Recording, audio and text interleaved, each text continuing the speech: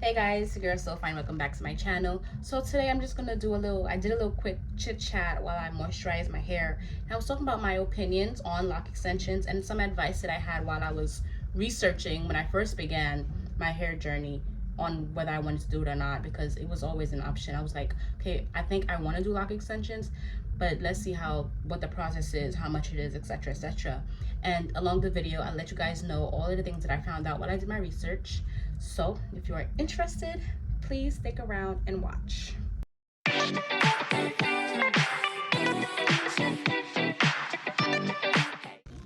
Okay, so excuse my parents, this is just the beginning of the process. So yeah, so far I have some makeup on. It's nothing too crazy. I just did my brows, put some mascara, some concealer on, and that's pretty much it. The first thing I wanted to touch on is I really don't have anything against people having lock extensions. I feel like, just to begin with, to each their own. Everybody has something that they want to do, some reason or some purpose as to why they want to get locks. Some people are for a spiritual journey. Some people are for just to have the look, and for some people it's just, I mean, they just want to do it. Like for me, it was mainly about the maintenance of my hair. I just wanted something that was really low maintenance, and to be honest, having locks was the go-to for me, and that's why I did it. So to each their own. I personally, when I wanted to start my lock journey, I thought about it, I looked into it, and I realized it's very expensive. And why are there so many particles flying in my, okay, boom. What's going on? And yes, in the beginning of my journey, I also wanted to have lock extensions, because I was like, okay, I'm used to having my hair nice and long. Starting off really short with really short hair would have been different for me. Not used to having short hair. So I tried to look into it, and lock extensions, the hair alone for the locks can range from about 300 to like 800. So that's one. And then in addition to actually buying the lock extensions, you have to pay for someone to put them in. That's another $300 to $600 just to put them in. So that's over $1,000 plus on hair. And it's like, you have to make sure it's good hair. It's not like anything synthetic or fake.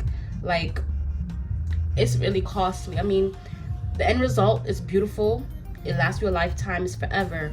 But it's also a matter of, do I have the means right now to do with that?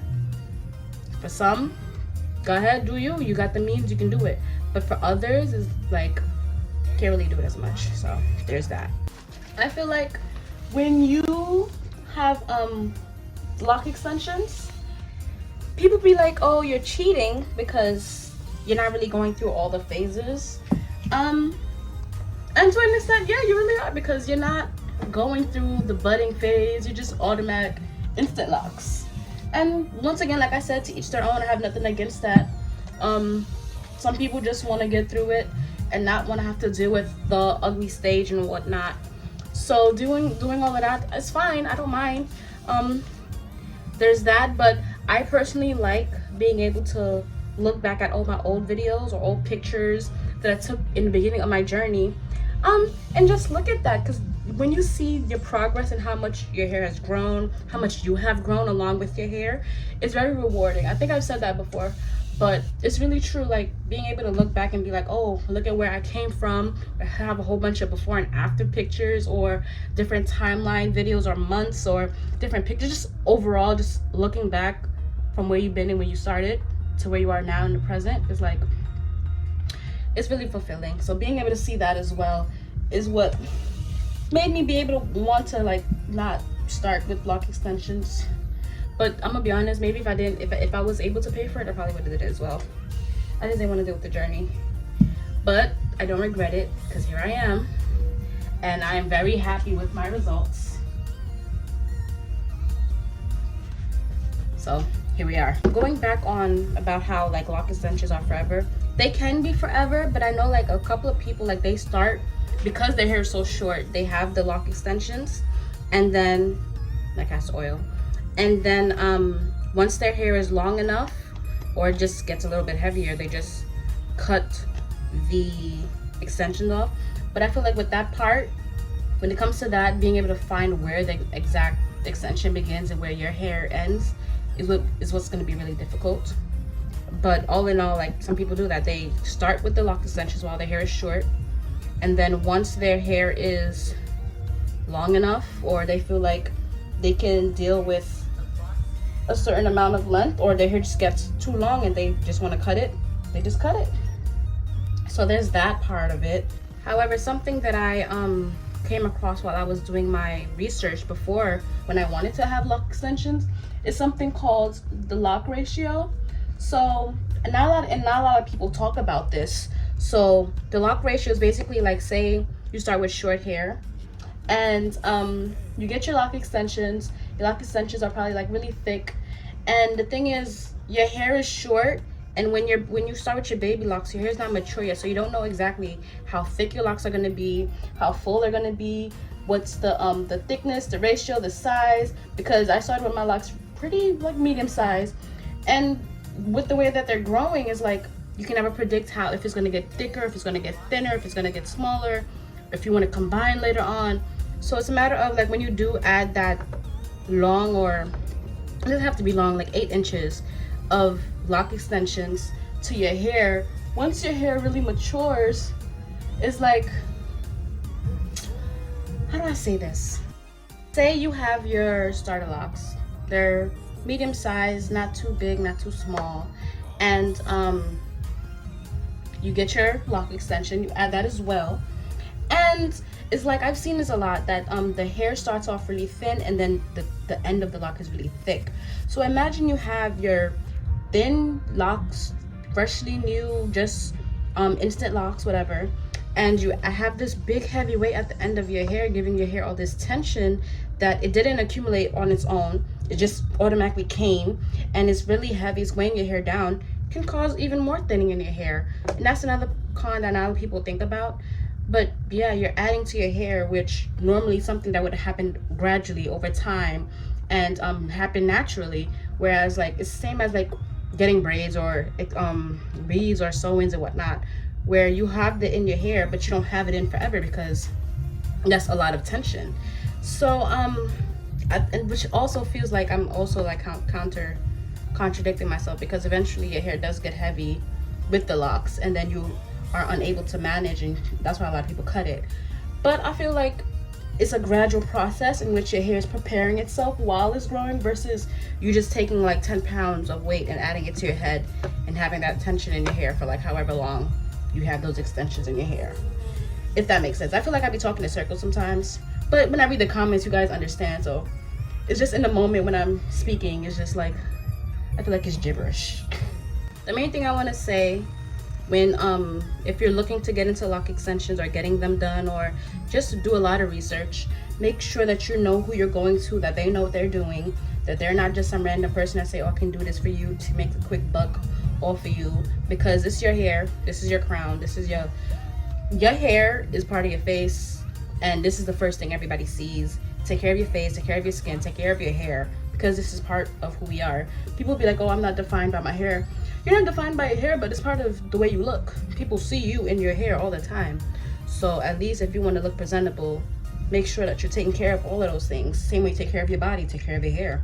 I love my hair. I loved it when it was relaxed. I loved it when it was, yeah, just relaxed. That's the only thing I really had. I had it relaxed. When I was natural, like when I was younger, I had like a whole bunch of braids. I always had my hair in braids. I didn't like having my hair out like that, because I had 4C hair, and walking around in an afro wasn't really it for me. I mean, girls do it now because like, oh, embrace your hair. But back then it was like, I'd rather have the straight hair, the low maintenance, all of that stuff. So that's one thing that has changed. I never got a chance to actually deal with my natural hair before getting my locks, because literally I just cut off my relaxed ends and then I just started my locks. So I didn't even relearn my hair. But the fact that I started so small, and that I just started like with the short locks, and then over time that's how I learned and regained and understood my hair naturally. Even though I'm not a loose natural, I'm still natural because I'm natural. I'm spilling all the tea right now. So another thing that I learned during research about when I wanted to get my lock extension is the different textures. So like I have 4C hair. My extension should not be 3C. My extension should not be 2B. It should not be a lot completely different than my hair texture. That's where a lot of people also struggle, because their hair textures are not the same as the extensions. But being able to find the same textures, and then knowing that your textures within your hair are different. There's different curl patterns. So the front of my hair is a lot looser than the back of my hair, and I know that's for sure, because the front was able to lock faster than my back. No, the back was able to lock faster than the front because it was tighter in the back than the front. The front took a little bit longer to lock. So making sure that your lock extensions matches your hair textures, knowing that there are different textures. So like I know most lock extensions are used with 4B, 4C hair. So if your hair is a little bit curlier, a little bit looser, it may be a little bit difficult for that matching and that similarity and that consistency along the lock into the lock extensions to be apparent. But it's all about research. Last but not least, make sure that if you are doing the lock extensions that they are human hair. Please do not go to a beauty supply store and get that Marley hair, that kinky hair. That ain't gonna work because it has to be natural. Synthetic hair is not gonna stay on your hair that long, and it's supposed to be permanent. Like, I mean, some people say like it's semi-permanent, like they can remove it or cut it off when they don't want to, but it's gonna be in your hair long term. So you want to have something that's natural, that's human hair, and not something that's synthetic, because that can also, synthetic hair can grow mold once it gets wet too much. Like, it's just a whole lot of precautions that come with synthetic hair that normal human hair, which is human hair, it goes through all the conditions, it goes through everything, the water, the sweat, and everything that we go through, because it's ours, it's natural. Versus synthetic hair, it's plastic. You're putting plastic in your hair, expecting it to stay there long term, and it's not gonna have any side effects. It's not adding up. So making sure that your hair is human hair and not synthetic.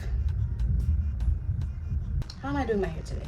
I think so. I need a retwist bad, like bad. Like you can't even see my middle part. I'm struggling. I had to go like that for me to find my middle part, and I have a big forehead. So what I want to do is probably want to do like 2 cute little pigtails, just to be cute today. Let me get my scrunchie. All right, so I got my 2 little two scrunchies. This side I'm gonna leave that, and I don't really like look in the mirror to see like, oh, if I'm really taking exactly half. I just grab what I want to grab, and that's what I'm gonna do. I'll go to the bathroom because I have another mirror in the back so I can see the back of my head, and I'll probably just even it out to see. But at first, the initial ponytail is freehand, just like that. And then I just do it twice so it's not too tight, because I don't like a lot of tension in my hair. This is probably a little too big. I might make it smaller. And I'm only gonna do one side with the little 2 things in the front. So yeah, like that. Yeah, I need a retwist bad. But I'm currently studying for my boards, so I don't want to have to worry about anything else besides that. So I'm just making my money working and studying and going about my day, going about my business. So, ooh, these are not even. They're lopsided. But it's so cute. I look like a big kid, and it's fine. So I'm gonna go to the bathroom, look how the back looks because I can't see the back of my head, and fix it up, even it up, and that's pretty much it. This is the glow style I'm gonna do. All right, so this concludes the video. Thank you guys so much for watching. Let me know your opinions on what you guys think about lock extensions, if this is something that you're interested in, if this is something that you would want to do. If you don't want to do it, why? Let's just have a little conversation in the comments. Follow me on Instagram. I'm there as well. I'm on Instagram a lot more. But yeah, I would love to hear your input. Thank you guys so much for watching again, and I'll see you guys in my next video.